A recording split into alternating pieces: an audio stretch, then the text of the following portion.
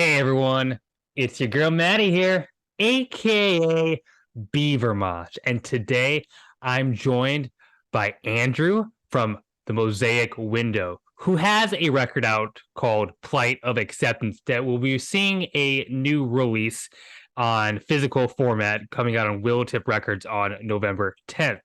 Andrew, thanks for joining me tonight. How are we doing? Doing great, Maddie. Wonderful to see you again. Thanks Yeah. again for inviting me on here. Yeah. Well, before we get too into the interview, I do want to tell the story of how this connection even happened because I think my viewers would enjoy it. So feel free to hop in. Because I live in Minneapolis and you happened to be visiting Minneapolis, is that right? And Yep, yep. you just kind of showed up at my day job and I was working and I was wearing a phobophilic shirt. Um, and you commented on the phobophilic shirt and we just started kind of chit chatting about metal music as metalheads do. And you mentioned that you were in a black metal band. You even asked me if I was in the black metal. And I'm like, this person doesn't know who I am because I'm very into black metal. And you're like, I'm in a one man black metal project, and I'm like, well, I probably have heard of it because I know a lot about one man black metal projects. And you're like, the Mosaic Window, like, of course I know that. Your record was like kind of passed around in like my circles of people who listen to way too much metal. Um, and then I'm like, okay, so I do this show, and you're like, oh, cool. So like, you want to come on? And you're like, absolutely. And so here we are. Yeah, I mean verbatim. That's Yeah. kind of what happened. It's kind of wild because we were staying yeah, in the area, and we were in Minneapolis for 4 days, and we just had a packed schedule. One thing after another. We were there for my friend Isaac's wedding, who he plays in a progressive metal band called The World Is Quiet Here. They're fantastic. If anybody wants to check them out, I highly suggest doing so. So we were in town for his wedding, and just prior to a super busy day, my wife and I were like, we just need some coffee. Let's, get on Yelp and see what's like a high reviewed like place that looks good or whatever, and it Yeah. just so happened to be the place that you worked at. So Yeah. Well, that's yeah, kind of incredible. wild. Yeah. Yeah. And you were even saying like you before we recorded that phobophilic, the shirt I was wearing, it's not like the most like obscure thing, but to like an average person, you're not going to recognize it. It's underground enough to use your words. Yeah, Yeah. like, if you had been wearing a Cannibal Corpse shirt, I would in my head think like cool, badass, but Yeah. probably wouldn't say anything. But Yeah. in like phobophilic, I'm like, all right, I gotta say like nice shirt at least. That's Yeah. well, let's talk about your music now because this record, Plight of Acceptance, it did come out self-released earlier in the summer. I remember it being on my radar and liking it, and all of a sudden I hear, oh, it's being picked up by Willowtip, and I'm like, wow, how did that come about? Can you tell me a bit about whatever conversations went on there? Yeah.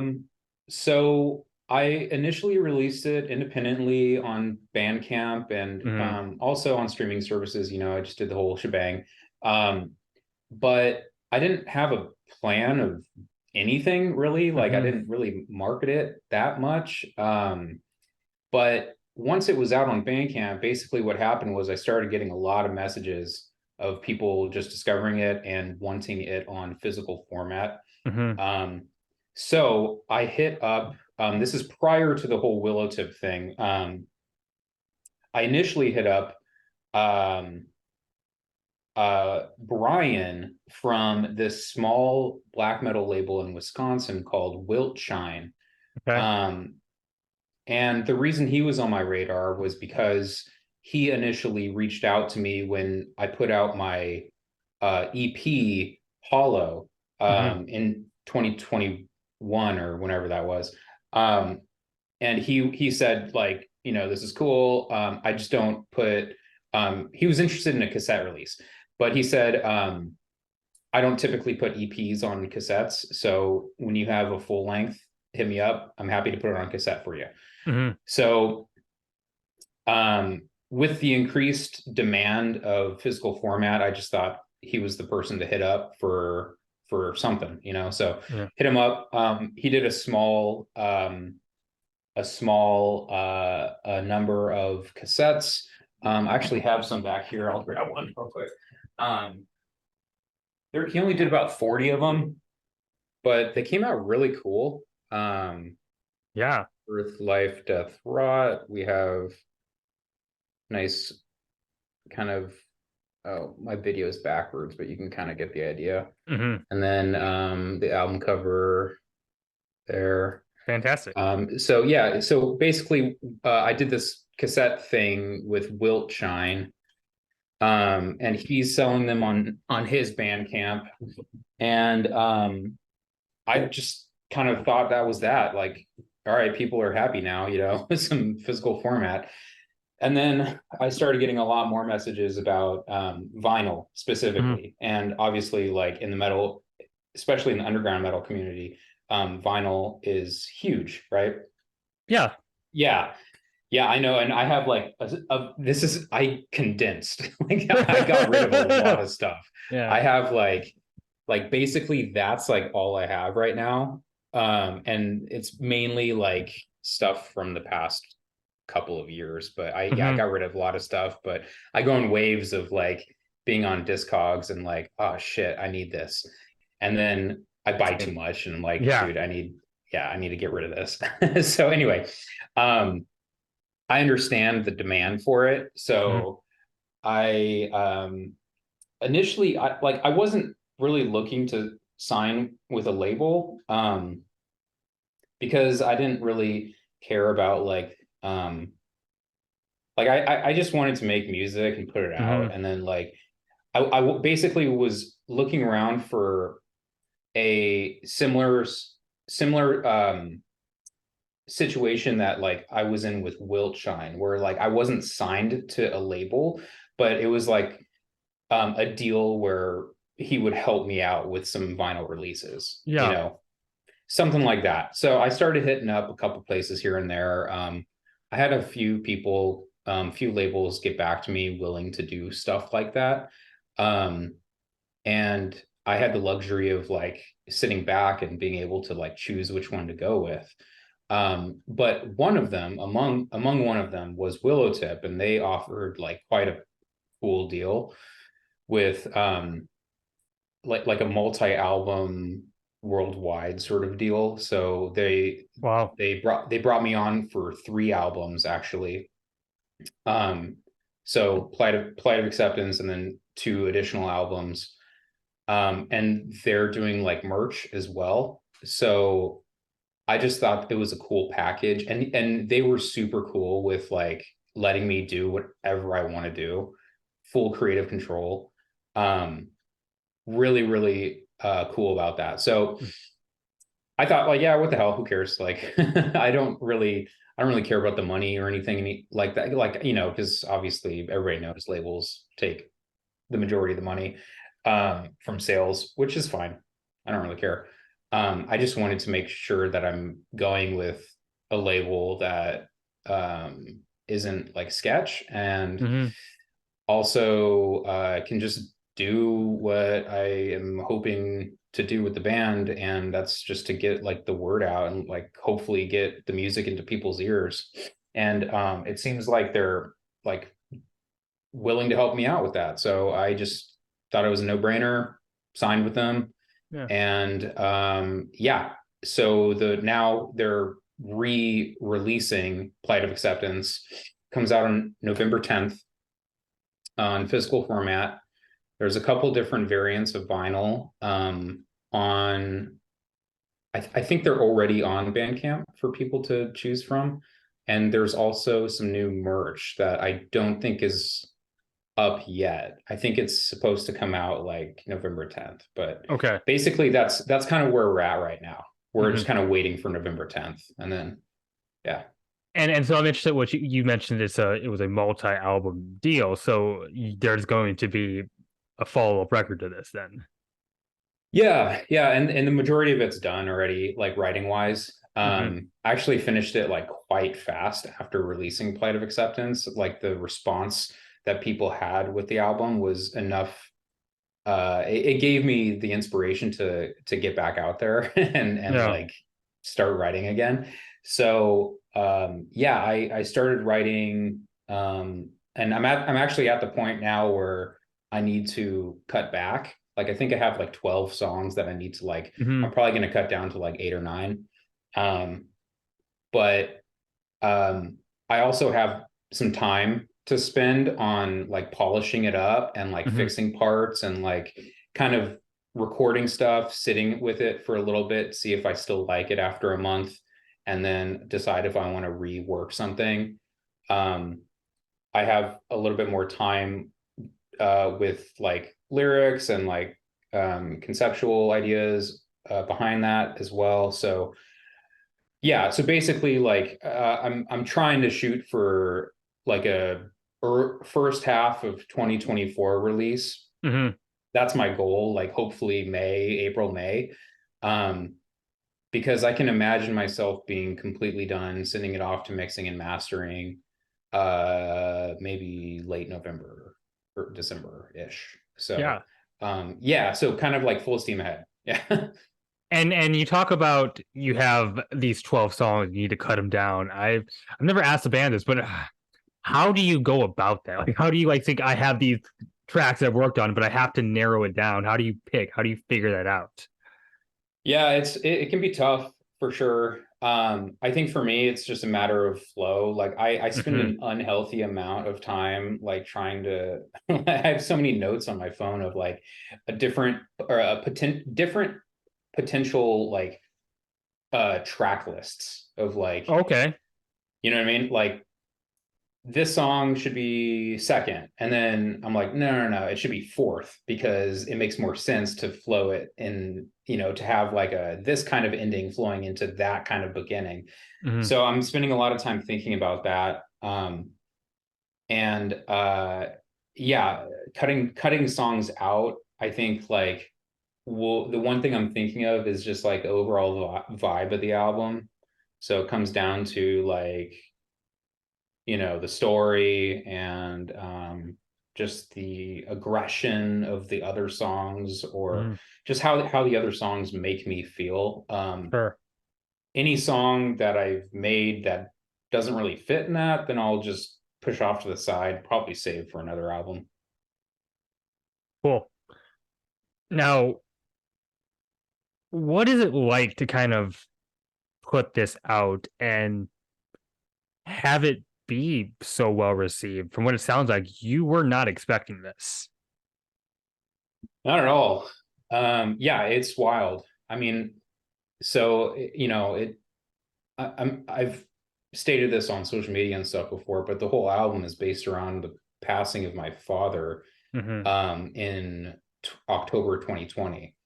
And it was just like the whole album is like centered around grief and denial, like kind of the Hmm. stages of grief. And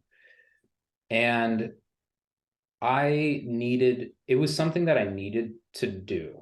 I Yeah. needed to release that emotion and get it out in some sort of way. Hmm. And a healthy way to do that is to make art.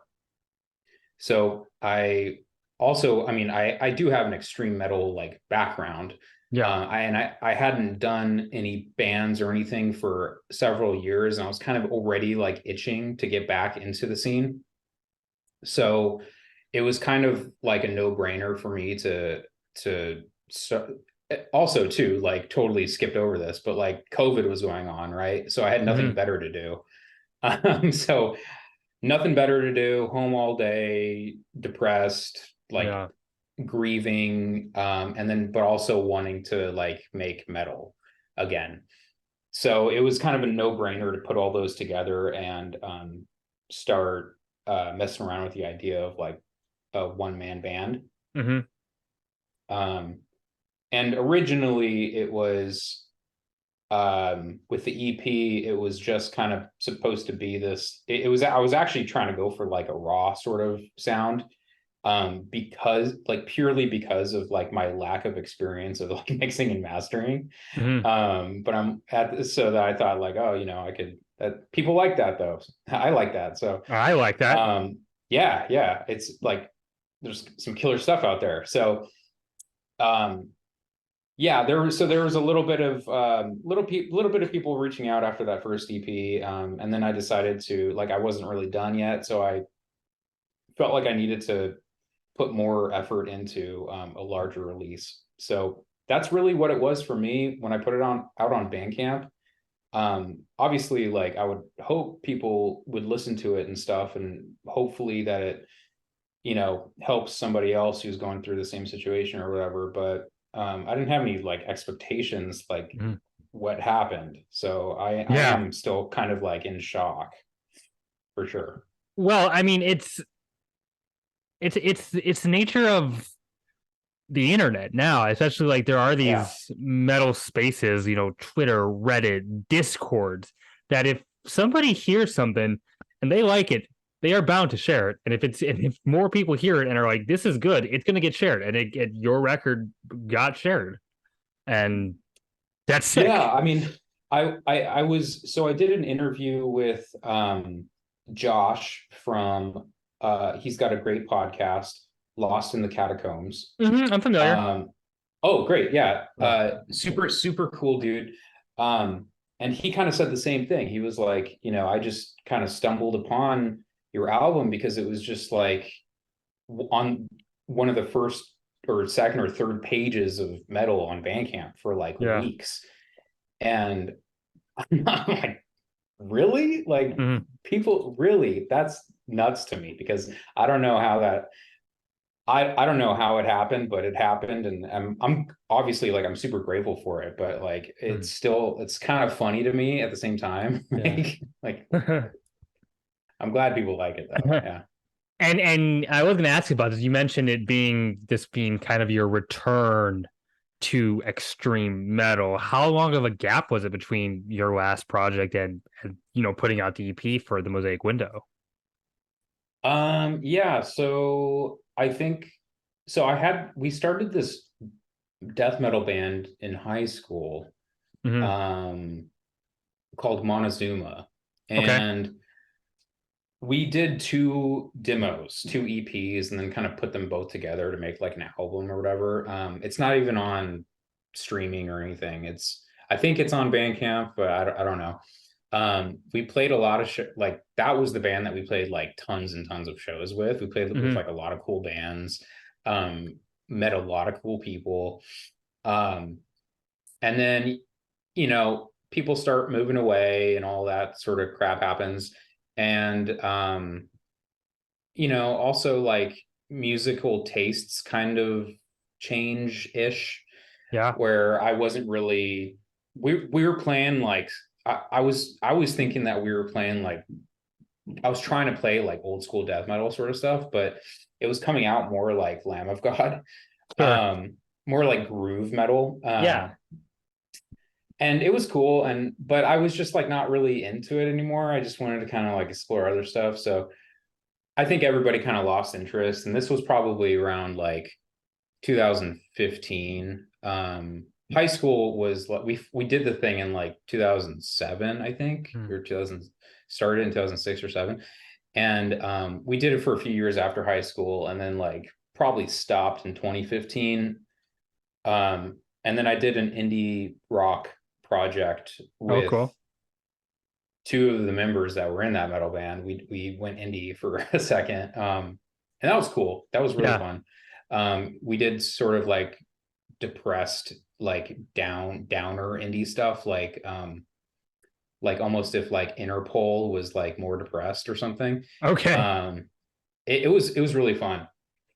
But then that stopped in just a few years later, 2017 maybe. And then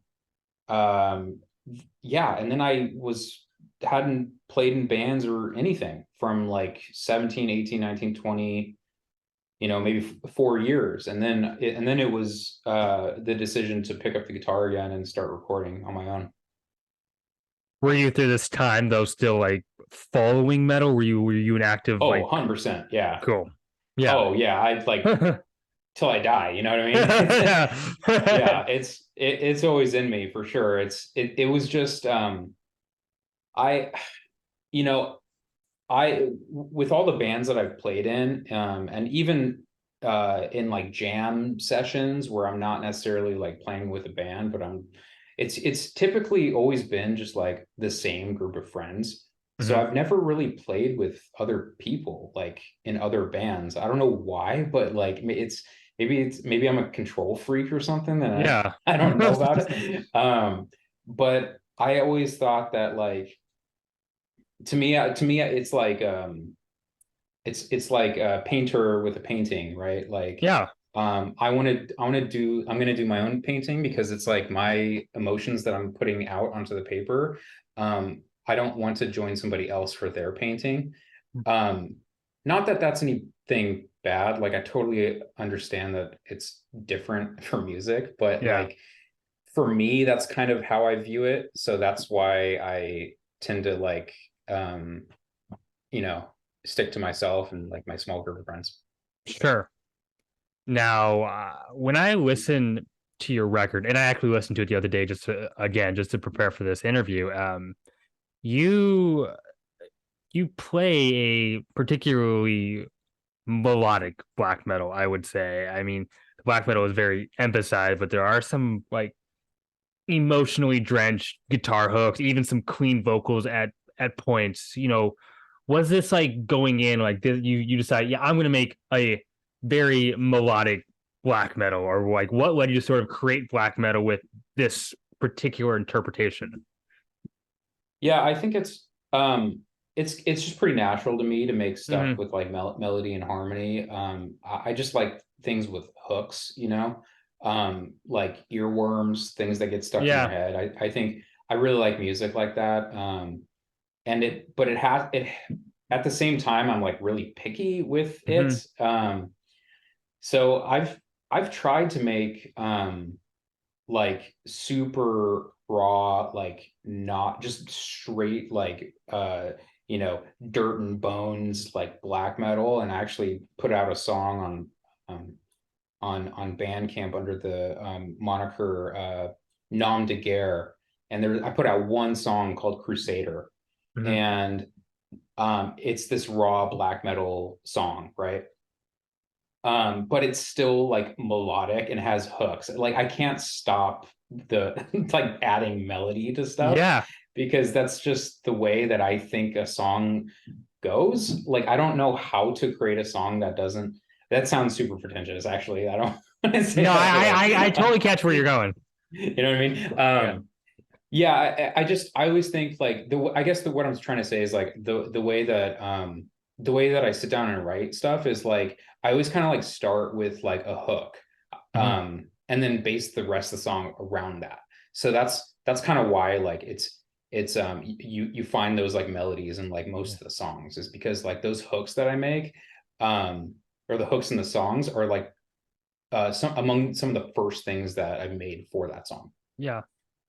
When I was listening, I the other day, I like some of my reactions were like, this is like this riff, this is very black metal. This is the atmosphere I expect from a black metal album. But almost like the way the songs are written, like it almost at times feels like it's borrowing like a post-hardcore formula. I don't know if you would agree Yeah, with that, but yeah. absolutely. I mean, it's probably due to the fact of being into all those kinds of genres anyway, right? Like I'm a Yeah. huge post-hardcore fan, huge regular hardcore fan. Yeah. I love a lot of like that super catchy 90s bubblegum pop sort of crap, like Britney Spears. Like I love stuff like that. So because there's just it's like it's got hooks, makes you want to dance and stuff. Sure. But and I just think, trying to incorporate that like great songwriting into metal is important. I don't think it's necessary because there's a lot of bands out there that are just like put out some grime and dirty stuff, and like I love that and it works perfect for them. But for me, I feel like the way that I write stuff, it just I kind of think more like trying to write like a pop song, I guess, like the verse chorus ish. A lot of the songs that I write are more like verse chorus, verse bridge, second chorus, verse first chorus, or something like that. But like there's a plan in like parts of a song. And I think that's borrowed a lot from, other genres like pop and like post-hardcore and stuff like that.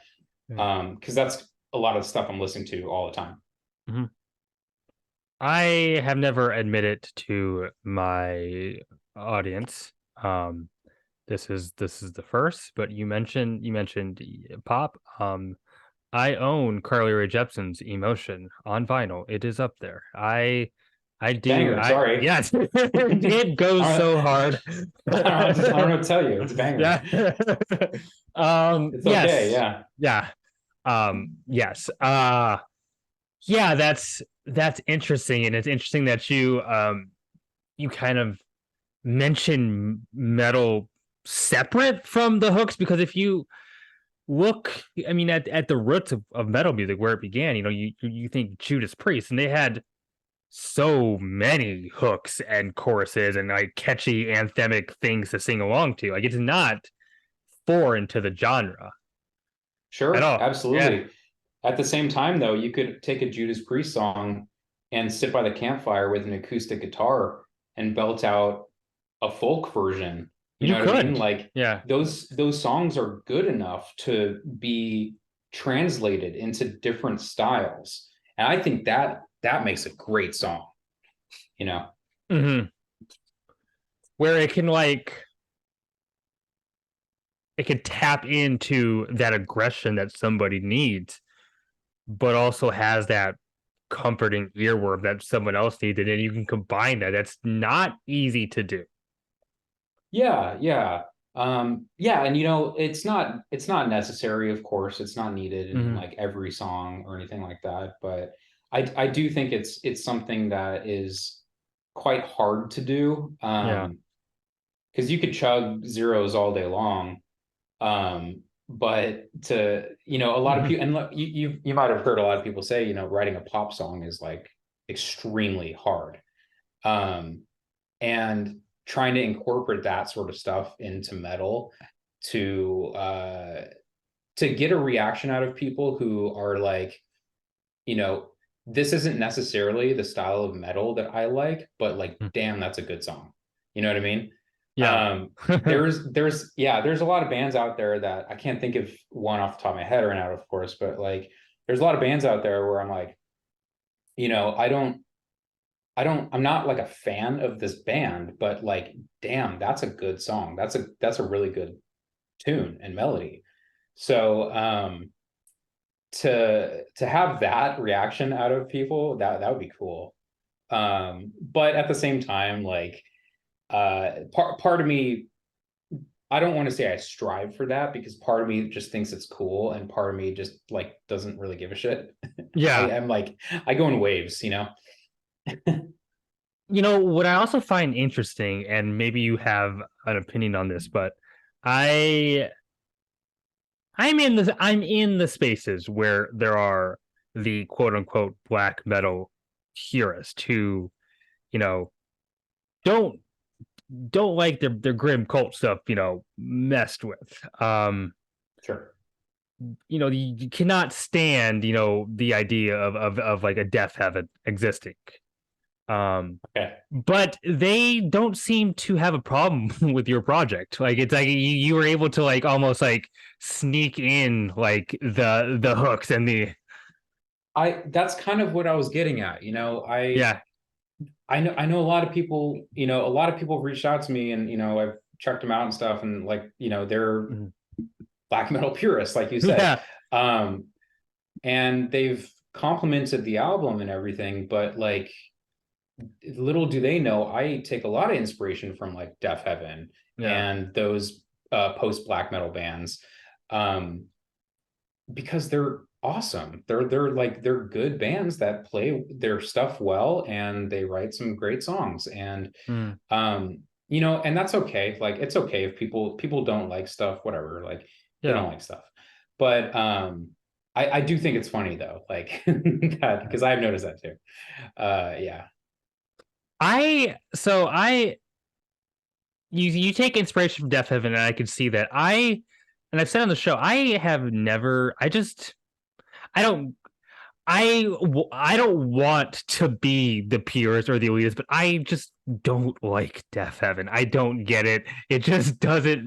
It doesn't sound right to my ear for some reason. But That's totally normal. I mean, there's a lot.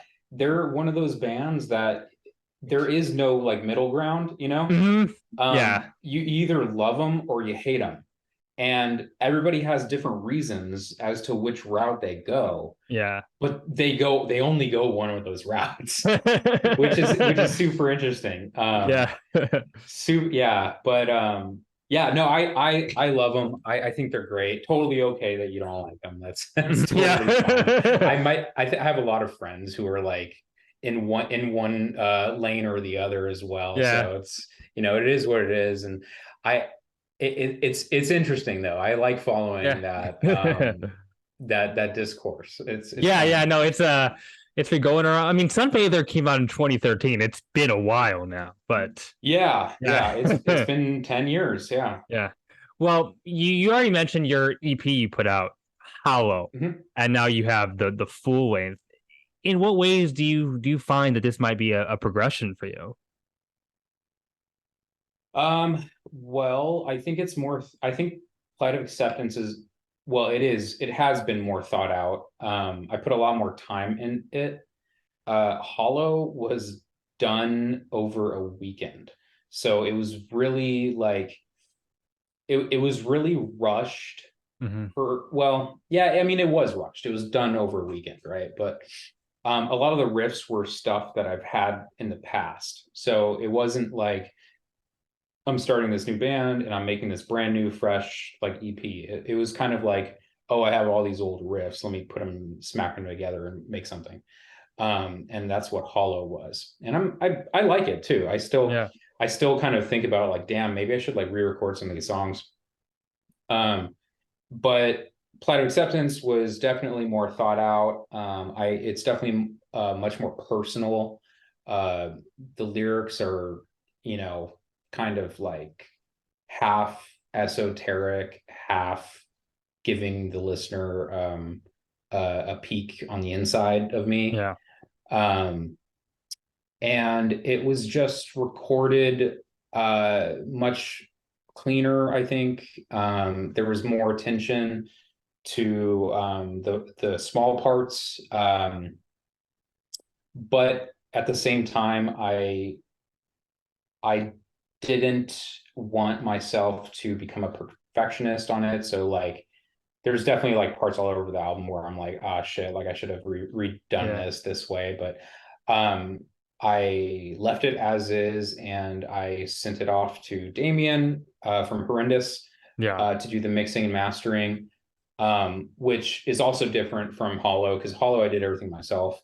Um, so Damien took the reins for the mixing and mastering. He did a wonderful job. And I told him I wanted it to sound uh authentic. Like I wanted it to sound like a really well recorded live band, like Mm. Audio Tree or something like that. Um, nothing too like not too processed or anything like that. So I think he captured it pretty well. Um, so yeah, a couple different areas of progression, but overall, like definitely a bigger step than Hollow. Yeah, and I wanted to actually ask you about your work with Damien of Horrendous on this record. What was that like? What did he bring to your record? Yeah, he was super cool, really easy to work with. Basically, I mean, it wasn't it was so easy. Like Mhm. he would work on one song at a time and just send me back the song after he's done stuff to it, and then I listen to it and make notes and send him back my notes. He sends me back a revised version. I say yes or no, and then we move on to the next song. And it was just Yeah. like that for 7 songs. And then at the end of it, he threw it all together in a folder and handed it over. I mean, it was that easy. And I reached out to him because of his work on basically, you know, I just did the whole thing of like picking out some albums that I really like and looking on the back and seeing who mixed and mastered them. Mhm. And I was between a few people. I was actually between Damien and Arthur Rizek Of from course. yeah, Simmerlin's. And they both got back to me, but Damien got back to me first, so I went with Damien. But I also wonder what the album would sound like if I went with Arthur. Maybe I'll go with him next time, Yeah. if he's not busy. But uh, I was super happy with my experience with Damien, and he was just a sweetheart. So I'm curious. You mentioned that Damien had worked on some records that you were particularly drawn to. What do any come to mind? Yeah, I don't want to not say the right album, but for some reason in my head, it's Void Ceremony's previous album. Okay. I think he did that one. I could be absolutely wrong, but I know Damien has done like Rip to Shreds. Yeah. Um, I like Horrendous's stuff already, so like They're very that good was part of bands. it. Yeah. He did like Blood Incantation's first EP, or that EP with like it's like Saturn, but the rings Yep. have like skulls in it. He did that. Um, You are correct about Void Ceremony, by the way. I just kind of brought it up. oh, cool. Okay. Yeah. Yeah. So I think that might have been the one that led me to him first. Yeah. And then I figured out he did like all these other ones. Um, and because yeah, I love Void Ceremony, and I thought like you could hear all the instruments like really clearly. And I checked out his website after that, and he just seemed like a really cool dude to work with, so I reached out. Cool. Cool. Yeah, and obviously great choice. You probably wouldn't have gone wrong with Arthur Riddick either. I mean, Yeah, I Sumerlin's think he would have eternal done a good champion. job. Yeah. Me too. Yeah. Absolutely. Yeah. Well, okay, so I something I tend to ask people because it's a topic that I'm very curious about. You're in LA. Where do I got to go if I go visit LA to eat? What are the spots? Where are you sending me? Oh, that's an interesting question, you know, because Yeah. it's funny because because we're my wife and I are kind of homebodies, so we Sure. like hardly ever go out. And we never do like LA things, you know. I mean, Okay. I guess you could say we go to like, you know, we go to the beach and stuff like that. We don't go to any LA beaches, I'll tell you that. Like LA Yeah. beaches are the worst. If you're gonna go to beaches, you got to go to like Central California or like Orange County or below. Yeah.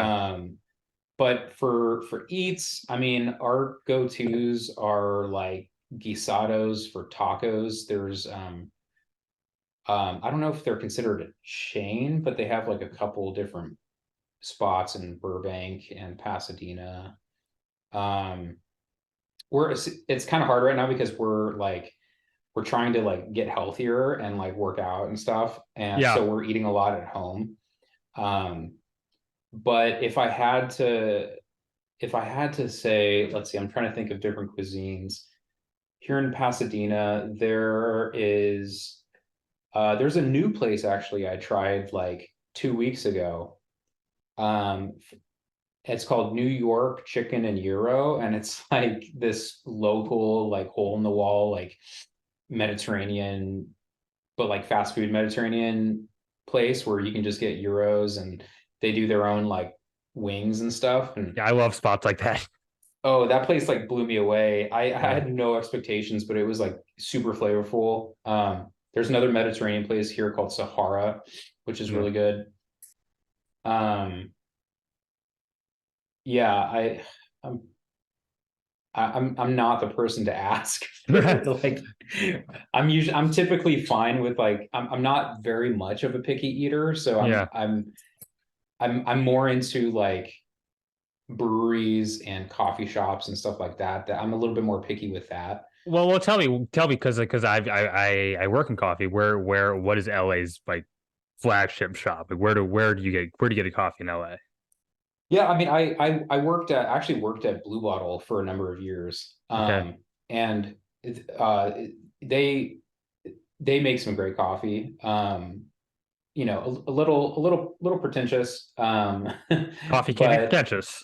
yeah, just a tad. But yeah, and then there's Alfred, which is good stuff. There's a place right here by me called Rosebud, which I like going to them the most because pretty much all they work with like um I think they're a nonprofit, so all of their funds go to I believe it's like teenagers and adolescents who are having housing issues. Sure. So you get some great coffee and you're it's like Hmm. their motto is coffee with a cause. So Yeah, love that. you get some great coffee and then you're helping people out too. Um, there's a cool place up here in Sierra Madre called JPEG Coffee. Um, there's Fika Fika, which is in Arcadia. I think there's one here in Pasadena as well. There's a lot of cool little shops here and there, you know. Yeah, I mean, Maru Coffee and I think Highland Park. There's Kumquat in Highland Park too. Yeah. what do you look for in a coffee shop? You know, what is your typical order, and then how do you say, okay, this is good? You know, like what makes a good coffee for you?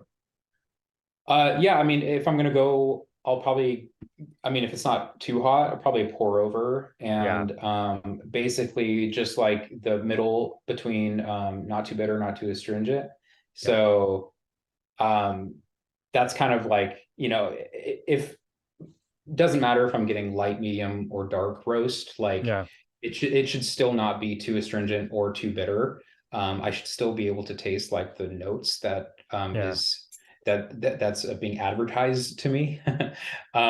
Because I've had a lot of light, you know, single origin stuff from Africa that like tastes straight up like tomato soup. And I'm like, you know, I know this could be brewed better, or like maybe the grind size is off or something like yeah. that.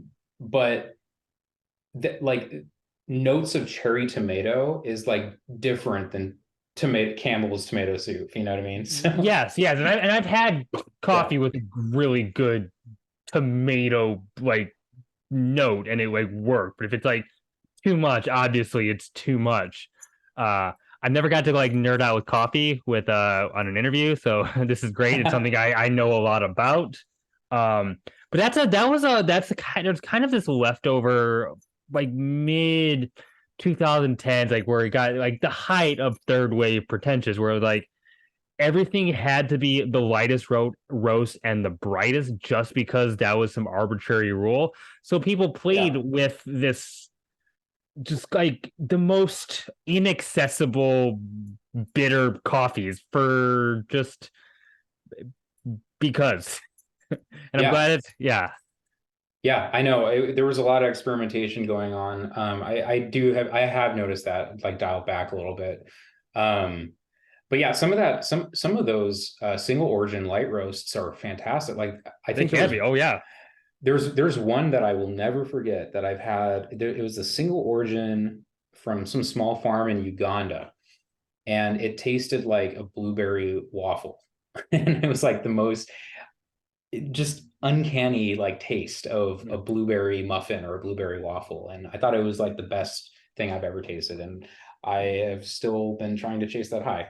So How was your cold brew that I gave you? it was fantastic. Good to hear. Yeah. Yeah. We it's a Kyoto style, so it's a very slow extraction, but it brings a great product. Yep. Super Yeah. smooth. Yeah. Didn't like finish the whole thing in like 2 minutes. Like Yeah, it's Well, if we great. want to stick with LA, can you tell me what your scene's like? Because to be honest, off the top of my head, I don't know a lot about LA metal in particular. Yeah, I don't even know if there's much of a scene. Like, obviously, like LA is known for the Sunset Strip in the '80s and stuff like Yeah, that, with all glam those metal. glam metal, right? Like, um, but when I think of like underground sort of stuff you'd find on like Bandcamp, stuff that I kind of like search for, Hmm. um, there's a couple bands here and there. Like, there's this band called Soul Devourment. They are they're good. They're kind of like Bolt Thrower esque. Um, Love Bolt there's Thrower. oh then yeah, maybe you want to check them out. Yeah. Soul Devourment. There's another band called I think it's pronounced Incineratum, but Okay. it's the words incinerate and him, HYMN, Okay. together. It's one word. And their guitarist Dimitri was in a band that we played with. My band played with his band like millions of times back in the day. Um, and so yeah, they're like old school death metal. Um, Obviously, like Lamp of Murmur is from the area. Maleficent, Yes. all those like Night of the Pale Moon uh, folks. I think there's a couple other like indigenous black metal projects that I probably don't know how to pronounce off the top of my head. Um, but anybody else? I mean, Cynic is out here. I know they didn't start in LA. They started out in Florida, but like I've gotten to hang with Paul a few times, and um, so there's a bit of like prog metal folks out here.